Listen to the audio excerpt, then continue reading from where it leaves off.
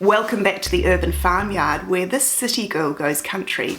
In today's video I'm going to show you how to transition your pet from one food to another. Let's go take a look.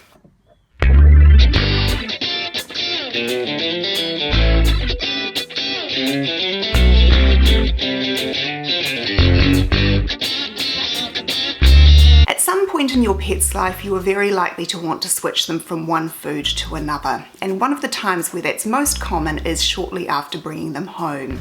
The breeder or the rescue centre that you've adopted them from are likely to have had them on one food, and that might not necessarily be the type of food that you want them to be eating long term, either for personal preference or for cost reasons. But unlike humans, who can just switch from one food to another, animals have quite sensitive tummies, and you can cause quite significant stomach upsets by switching them directly from one food to another.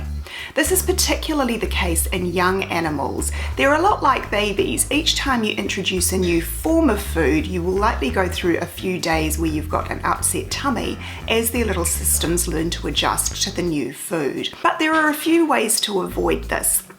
My first rule of thumb is after bringing a new animal home, keep them on the same food for the first 4 weeks.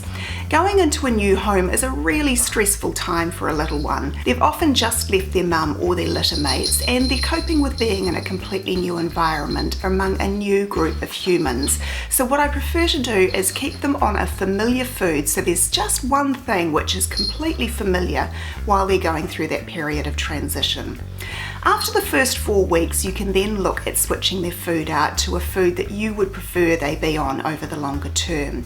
But you can't just take one food bowl away and put another one down. You need to do the transition gradually. What I like to do for the first week of the transition process is I feed them 3/4 of their original food to 1/4 of their new food. What I do is I make up a 1 week supply and keep it in a container so I can simply feed it out each day, or put it all in a gravity feeder for them so that they can graze gradually on it throughout the day. At the end of the first week, I then switch up that ratio. I use half of their old food and half of their new food, and I leave that ratio in place for another full week. On week 3, I switch it up again. I use 1/4 of their original food to 3/4 of their new food, and again I leave that in place for a week. At the end of that 3rd week, coming into the 4th week, you can then exclusively feed the new food that you have chosen to put them on. It's as simple as that.